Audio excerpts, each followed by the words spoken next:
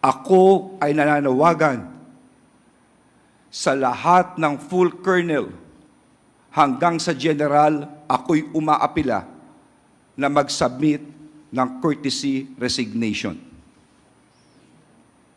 Alam kong mabibigla kayo, pero this is the only way to make a fresh start. Linawin ko lang po, lahat po ng colonel, lahat ng generals, even though not involved, pinagsusumite niyo po ng courtesy resignation? Yes, all full colonel to generals.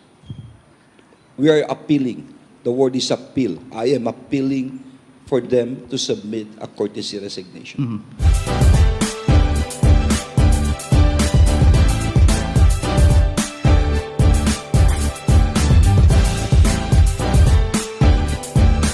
Ladies and gentlemen, our SILG will now deliver his press statement. Magandang umaga po sa inyong lahat, no? Sa lahat po ng mga nakikinig ngayong umaga. Siguro nabigla kayo at nagpatawag kami ng isang press conference ngayong umaga. Ito ay tungkol sa gera laban sa droga, the war on drugs. Kakalipas lamang ng taon and we think it is but fitting na itong mga araw na to, ang unang linggo ng taong 2023, ay aming ilatag kung anong gagawin namin sa gera laban sa droga. Mga kababayan, siguro alam po ninyo kung anong ginawa ng Philippine National Police noong mga nakaraang buwan.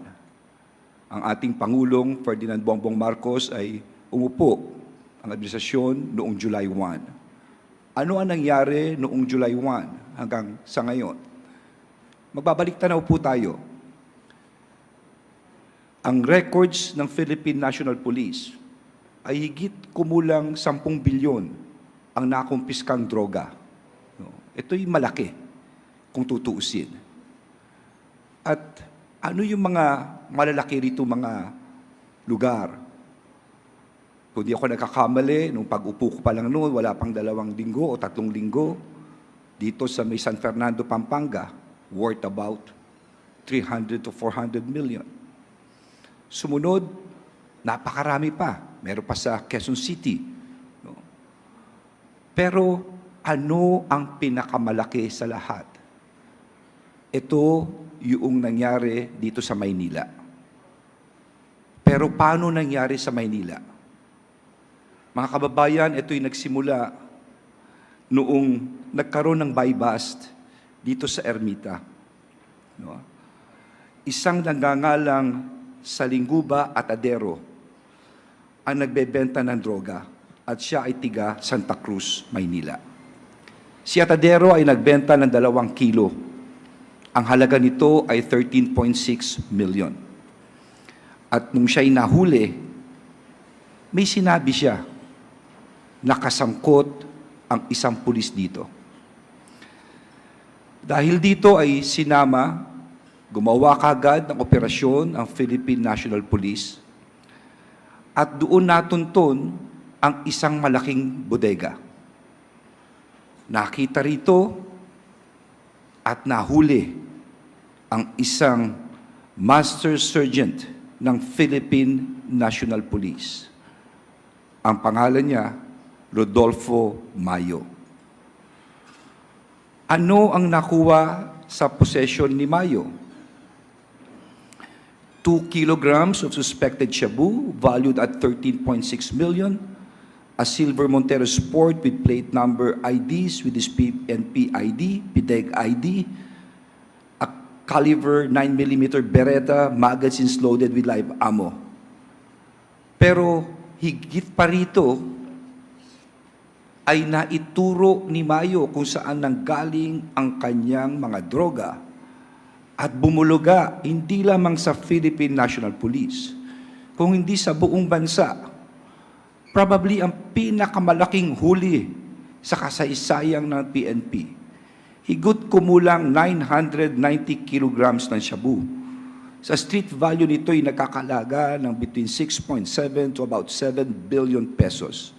At ito ay nangyari noong October 8. Makikita nyo sa mga larawan kung kaano kadami ito.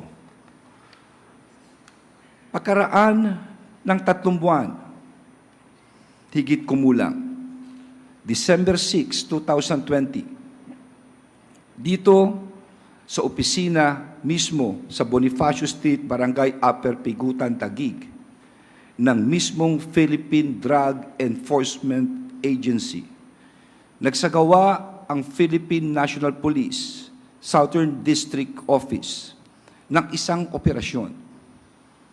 At muli, ano ang bumulaga sa atin? Ang nagbebenta mismo ng shabu ay ang chief ng PIDEA dito sa lugar na ito. Ang pangalan niya, Enrique Lucero Gumba, ang chief ng PIDEA sa Southern District Office, Anthony Albastro Alcazar, Agent Jaire Laguno, Mark Warren Malyo. Sa investigasyon na ginawa ng ating kapulisan, nakakabigla na malalim na ang impeksyon dito sa kapulisan. Yung kay Mayo, hindi lamang si Mayo kung hindi marami pang pulis ang kasangkot dito. Sa PIDEA ay ganun rin. Ano ang sinasabi ko, mga kababayan? Mahirap lumaban sa gera na ultimo ang kakampi mo ang babarel sa likod mo. Kinakailangan linisin natin ang hanay natin. Kailangan ang tiwala ng taong bayan ay lalo magtiwala sa atin kung tayo'y makakatagumpay. Tandaan po ninyo, from the issue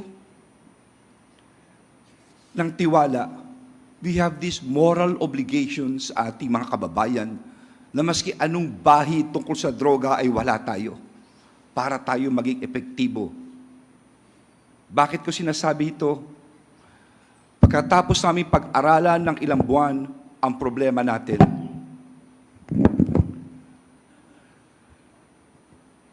lumalabas na malaki ang problema dito sa kapulisan. Lumalabas na merong mga general, merong mga koronel na sangkot sa droga.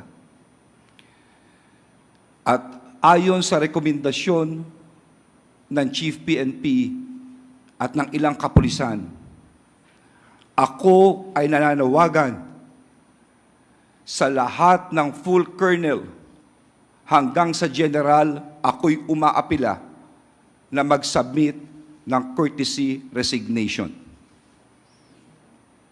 Alam kong mabibigla kayo, pero this is the only way to make a fresh start.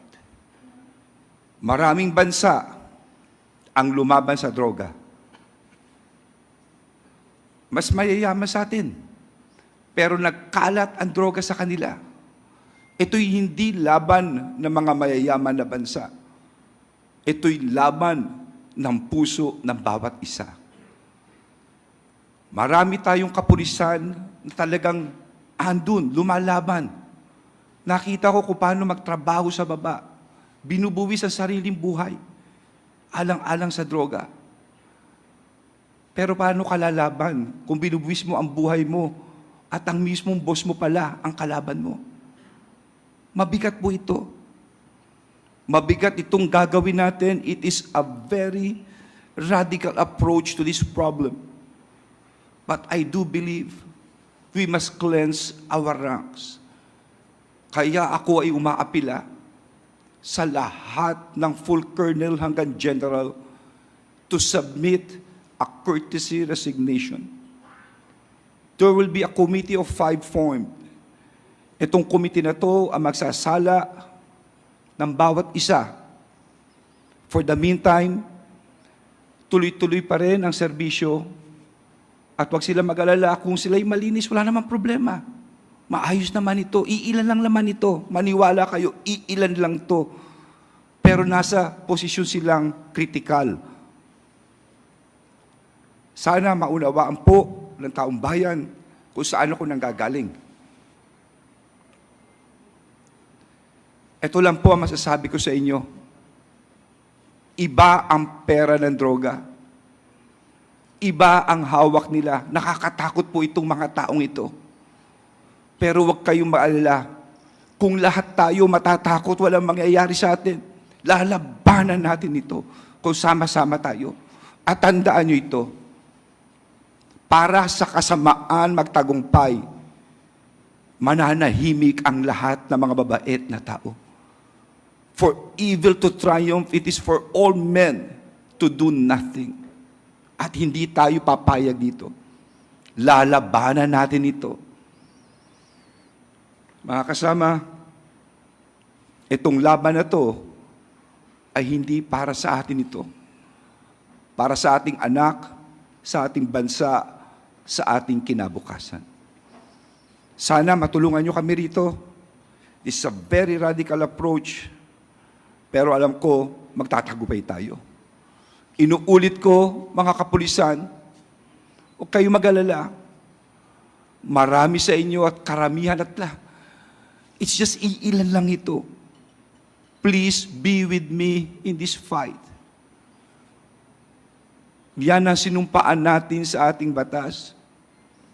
When we took our oath of office as public officials in accordance with the Constitution. Tandaan nyo ito, ang maglingkod sa bayan. Magandang umaga sa inyong lahat. Thank you.